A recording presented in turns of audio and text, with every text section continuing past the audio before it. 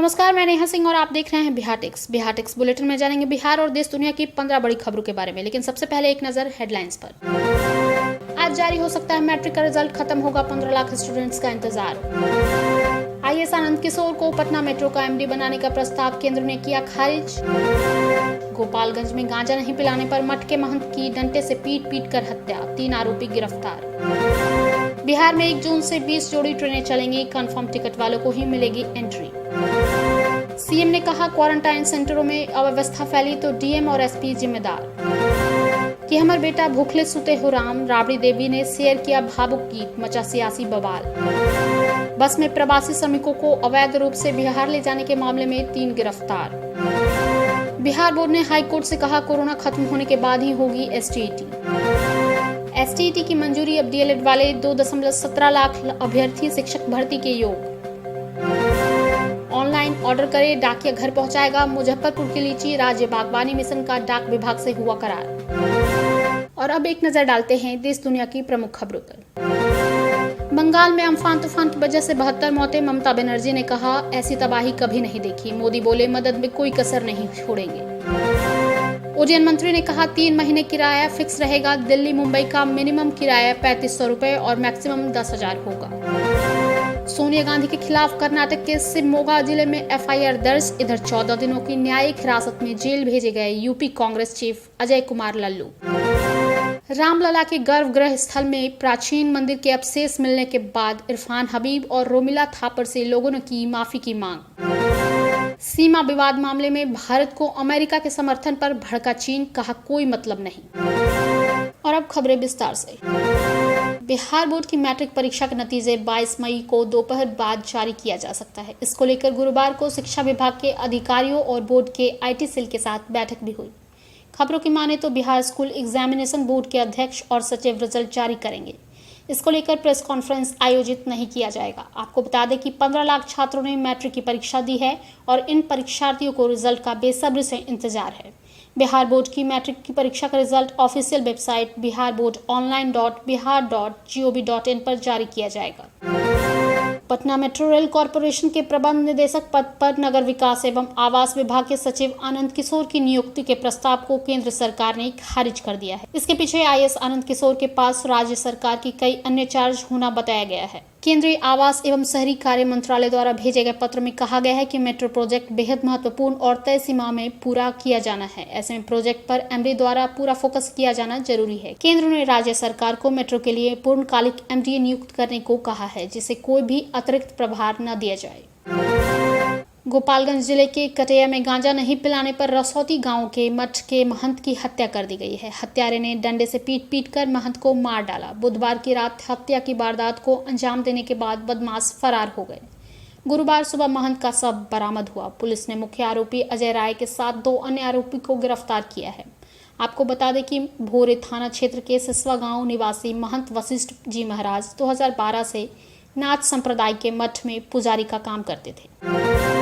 Railway ने 1 जून से 200 train चलाने का फैसला किया है। गुरुवार से टिकट बुकिंग भी शुरू हो गई है। वहीं बिहार के अलग अलग शहरों से 20 जोड़े ट्रेन चलाने का निर्णय लिया गया है। अभी सिर्फ ऑनलाइन बुकिंग होगी, काउंटर पर टिकट नहीं मिलेंगे। स्टेशन के अंदर सिर्फ उन्हीं लोगों को आने की इजाजत दी जाएगी जिनके पास कंफर्म टिकट होंगे। बिहार में दरभंगा, राजगीर, पटना, छपरा, सहरसा, मुजफ्फरपुर और रक्सौल से ट्रेनें चलेंगी। मुख्यमंत्री नीतीश कुमार ने कहा है कि प्रखंड के क्वारंटाइन केंद्रों पर पूरी व्यवस्था बनी रहनी चाहिए। कोई स्वार्थी या असामाजिक तत्व वहां अव्यवस्था फैलाने की कोशिश न करे। इसकी पूरी पुख्ता व्यवस्था होनी चाहिए। यह हर एक जिले के डीएम और एसपी की जिम्मेदारी होगी। दोनों अफसर अपने यहाँ के क्वारंटाइन सेंटर की नियमित मॉनिटरिंग करते रहें। उन्होंने अफसरों को सरकारी योजनाओं से संबंधित स्थिति का फीडबैक जनप्रतिनिधियों से लगातार लेते रहने का आदेश दिया है। देश के अलग अलग राज्यों में प्रवासी मजदूरों का बिहार आने का सिलसिला लगातार जारी है। बिहार और पलायन एक हकीकत है। अब इसी को लेकर पूर्व मुख्यमंत्री राबड़ी देवी ने बिहार सरकार पर तंज कसा है। अपने ट्विटर अकाउंट पर पूर्व मुख्यमंत्री ने एक फिल्म का 1 मिनट 8 सेकंड का वीडियो पोस्ट किया है, जिसमें मजदूरों की बदहाली दिखाई गई है।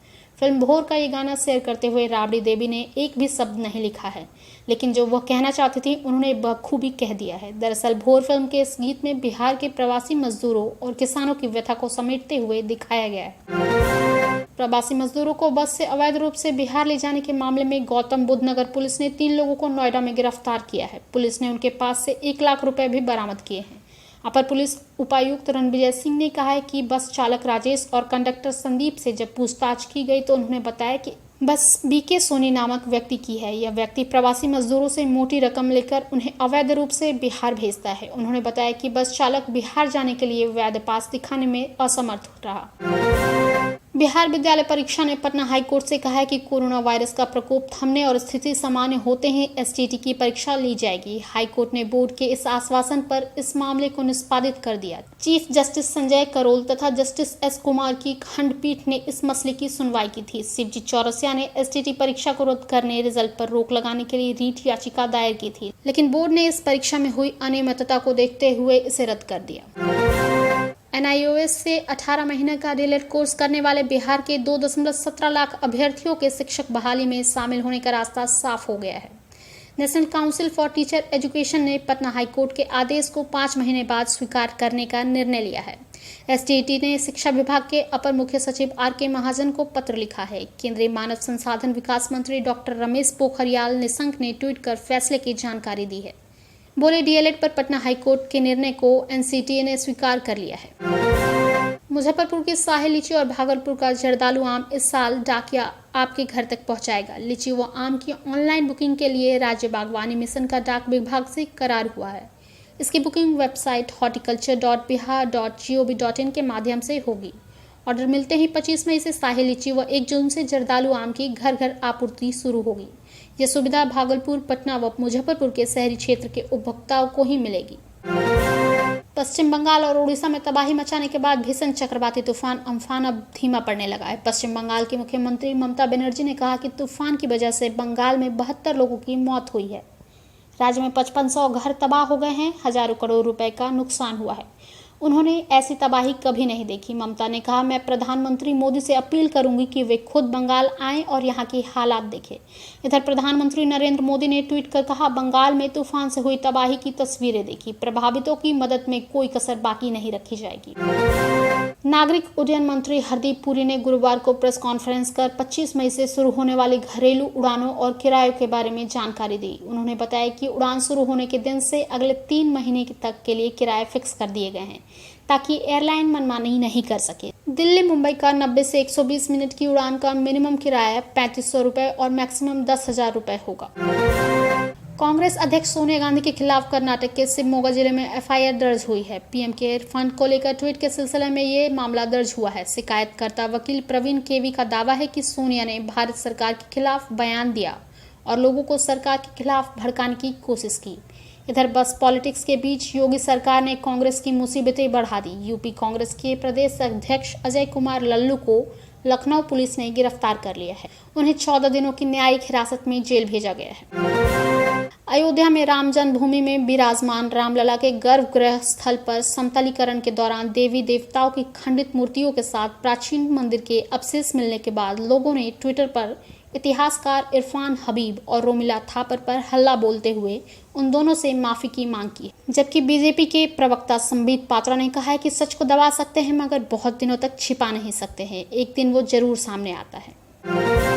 भारत चीन सीमा विवाद पर वरिष्ठ अमेरिकी राजनयिक के भारत का समर्थन किए जाने पर चीन ने कड़ी प्रतिक्रिया दी है। चीनी विदेश मंत्रालय ने एक बयान में अमेरिकी समर्थन को बकवास बताया है। चीन ने कहा है कि सीमा विवाद पर दोनों देशों के बीच राजनयिक चैनलों के माध्यम से परामर्श चल रहा है, इसमें अमेरिका का कोई काम नहीं है। और अब कोरोना अपडेट न्यूज। बिहार में कोरोना के 124 नए मामले, कुल संक्रमितों की संख्या हुई 1900, अब तक 10 की मौत। गुरुवार शाम तक राज्य में 124 मरीज कोरोना संक्रमित पाए गए। इसके साथ ही राज्य में कुल संक्रमितों की संख्या 1900 हो गई। स्वास्थ्य विभाग से मिली जानकारी के मुताबिक मधुबनी, सुपौल और पश्चिमी चंपारण में 2-2, पटना, पूर्णिया और बांका में 1-1, बेगूसराय में 8 और पूर्वी चंपारण में 11, कटिहार में 19, रोहतास में 18, गोपालगंज में 17, समस्तीपुर में 16, लखीसराय में 9, शेखपुरा में 8, पूर्णिया में 5, मुंगेर में 3, खगड़िया में 1 पॉजिटिव मरीज मिले हैं। बिहार में कोरोना वायरस से अब तक कुल 10 लोगों की मौत हो चुकी है। देश भर में कोरोना के 1,13,400 केस, रिकवरी रेट बढ़कर 40.32% हुआ। देश में कोरोना संक्रमितों की संख्या 1,13,400 हो गई है। केंद्रीय स्वास्थ्य मंत्रालय ने बताया कि गुरुवार दोपहर तक 45,299 यानी 40.32% मरीज ठीक हो चुके हैं। मंत्रालय ने अपने बयान में कहा कि लॉकडाउन के समय सुविधाओं को जुटाने में भरपूर उपयोग किया गया। 21 मई तक देश में 26,15,920 सैंपल की जांच की जा चुकी है। इनमें से 1,03,032 जांच बीते 24 घंटे में हुई है। और अब समय है क्वेश्चन आवर का। कल के प्रश्न का हमारे व्यूअर संगीता कुशवाहा, प्रदीप कुमार कुशवाहा और राइटर रसिक ने सही जवाब दिया है। आज का प्रश्न, कांग्रेस की राष्ट्रीय अध्यक्ष सोनिया गांधी के खिलाफ किस राज्य में एफआईआर दर्ज कराई गई है? आप हमें कमेंट बॉक्स में कमेंट कर अपने जवाब दे सकते हैं। सबसे पहले जवाब देने वाले 5 लोगों का नाम मैं कल बुलेटिन के अंत में लूंगी। ऐसे ही महत्वपूर्ण खबरों को जानने के लिए देखते रहें बिहार टिक्स। अगर आपने हमारे चैनल को सब्सक्राइब नहीं किया है तो इसे सब्सक्राइब करें, लाइक करें और शेयर भी जरूर करें। और हाँ, हमारे फेसबुक पेज को भी जरूर लाइक करें। मुश्किल की इस घड़ी में अपना बहुत ख्याल रखें। धन्यवाद।